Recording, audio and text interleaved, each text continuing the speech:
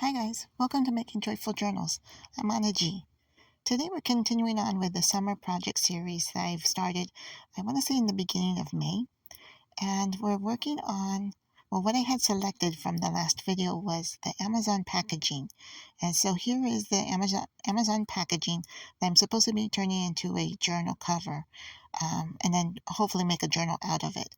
And honestly, I've been putting this off because I really didn't know what direction to take this with.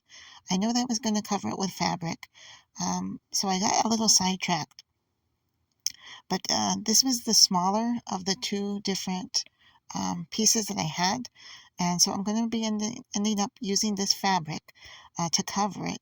And doesn't this fabric remind you of the 80s or the 90s? It just has that, like, I don't know, the colors just kind of feel like they're from the 80s or the 90s. So this is what I'm going to be using to cover the packaging. And I've got these metal brads that were from another project. I had some extras. I'm going to see if I can use those. I'm not quite sure how. I'm thinking about maybe just using them to like couch the fabric onto the packaging, but we'll see how that goes. Because see how each one of those designs has like a center to it. So I'm thinking about using that, kind of like how you see a couch where it has the buttons like couch and creates all the puffiness of it. That's what I'm thinking, but I don't know if it's going to turn out right or not going that route. So we'll see. But in the meantime, because I kept putting off this project, I started watching videos by a YouTuber named Rosa Kelly Scrapbooking. And I had watched her make, I mean, she makes some really awesome looking albums. And so her stuff looks so professional. And I'm more into the like junk journal stuff, recycling, thrifting stuff, using things that would normally get thrown away or, tossed out by somebody that didn't want them or give them away or what have you. So this is what I saw one of her videos where she made a folio. And what captured me more than the video itself was somebody's comment. And they had said, why buy Tim Holtz folios when you can make your own? And I thought, oh, okay, well, let's check this out. So, as you can see here, I followed one of her videos, and if I can find the exact video, I will link it in the description so you can check it out for yourself.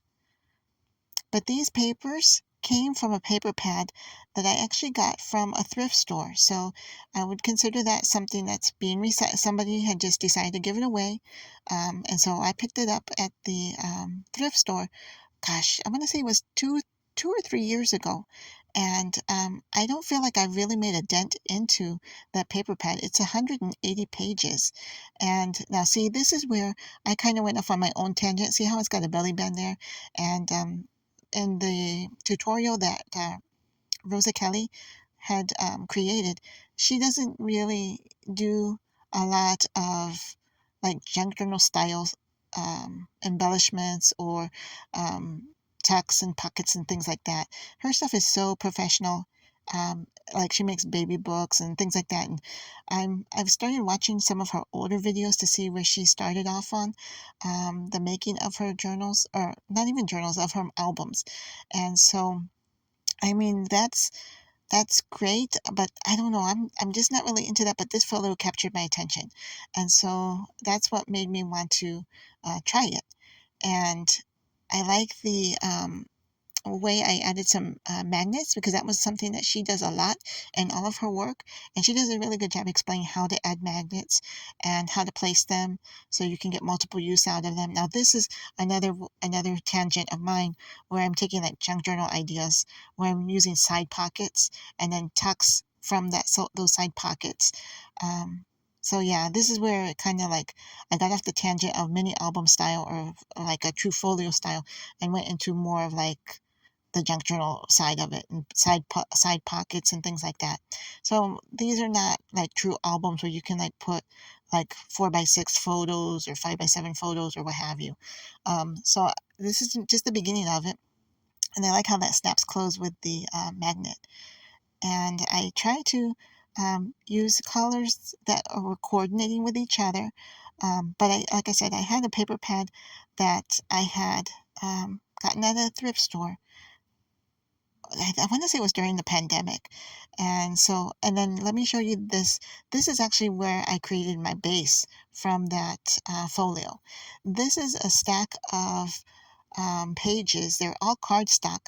I had a huge work related three-ring binder full of papers. I mean, it was probably like a 3-inch binder, three-ring binder, and every section had been tabbed with these papers, these cardstock papers, and these did not need to be shredded because they're completely blank, and they had tabs on all of them. So I cut all the tabs off, and I know they have the three-ring binder holes in them, but could you tell in the folio that this was what the base was made of?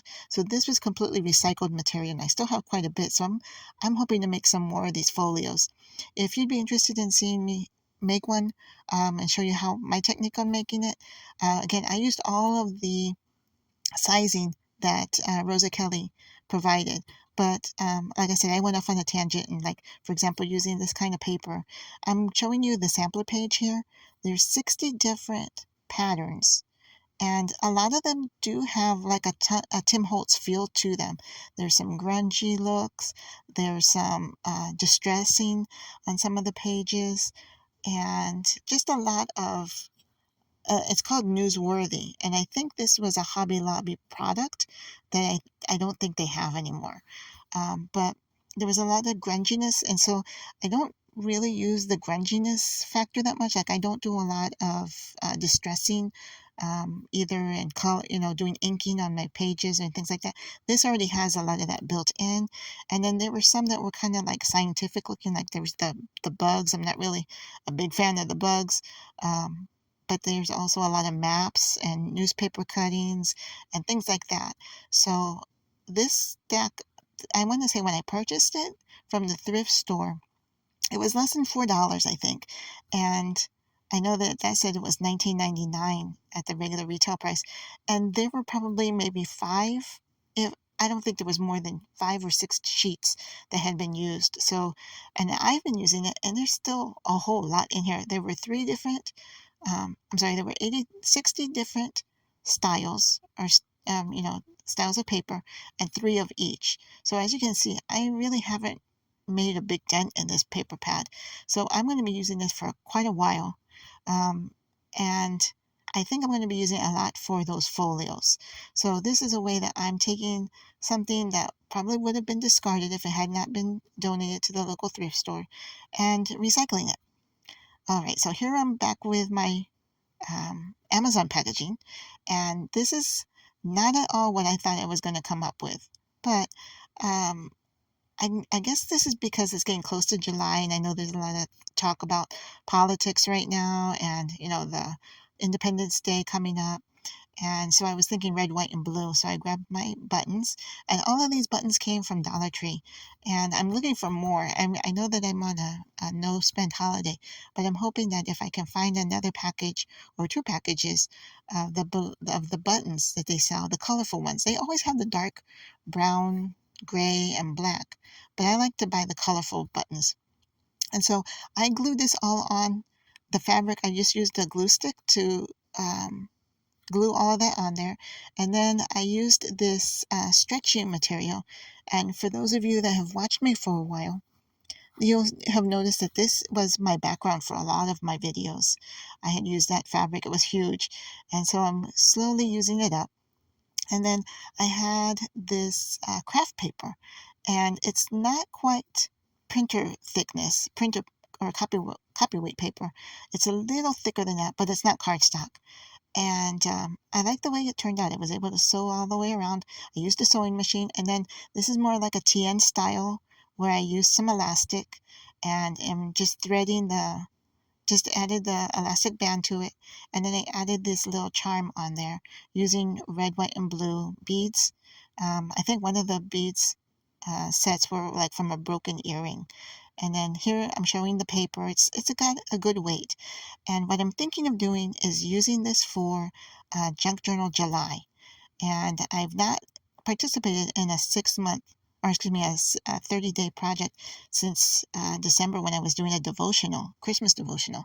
So this will be something new for me. All right, so just as a reminder, I'm still on my no spend holiday, and I'm getting ready to pick another number from my manual randomizer here, and we're going to see what's my next project going to be for this summer series. Okay, so it looks like that's a number 1, and let's see what it says here. Okay, it's the Amazon packaging cover journal. Well, I just did that, and I can't believe, I think this is like the second or third time where I've picked the exact same thing twice. So I'm going to take that out. So I'll take that out so the next time I do a drawing, it won't come up. All right, so let's see what we come up with.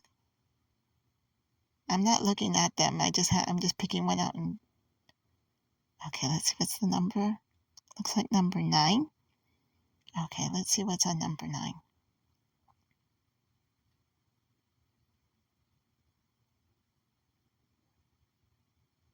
All right, it's the altered composition book. Okay, so let me pull out my stuff so we can see what I can make using a composition book. All right, I'll pull out those things and we'll take a look at it. But before we do that, let's take one last look at my Amazon packaging. It's all finished and it's ready for Junk Journal July. That I think it's a 30 or 31 day.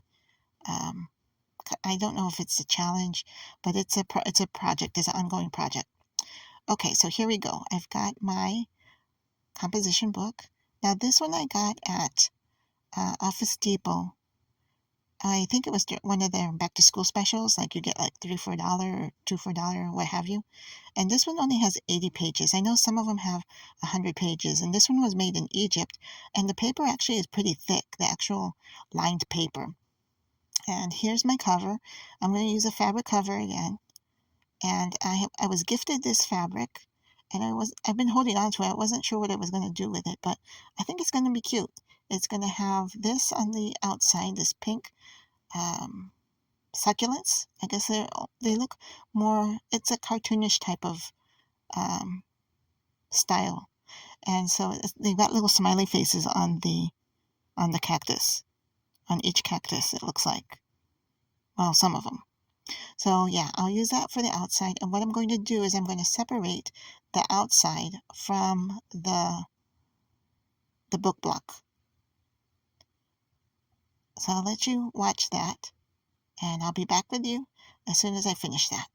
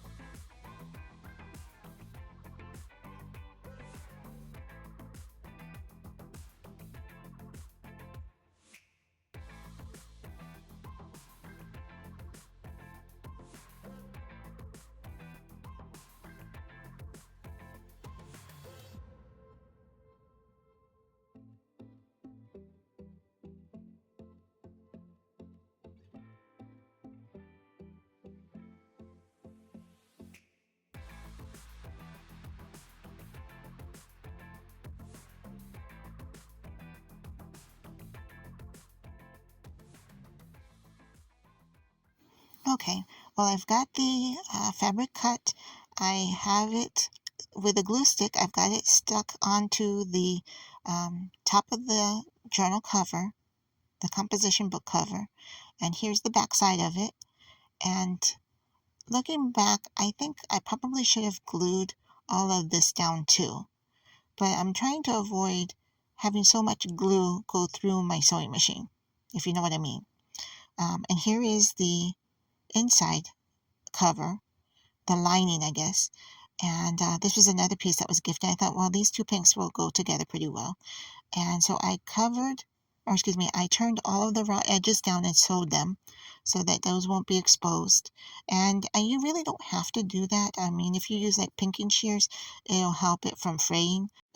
But I also want to add a pocket, so I'm going to take some more of this fabric that I'm using to cover the outside and turn it into a pocket for pencils and whatever else I want to put in the back pocket. This one's going to be like a tall, skinny pocket.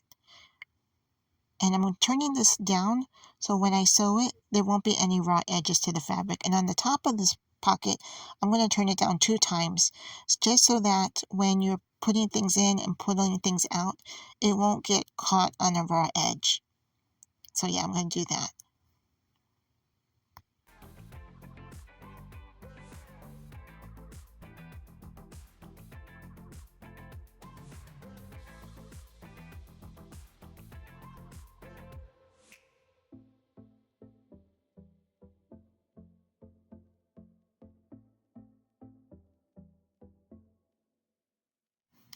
So here's my finished project.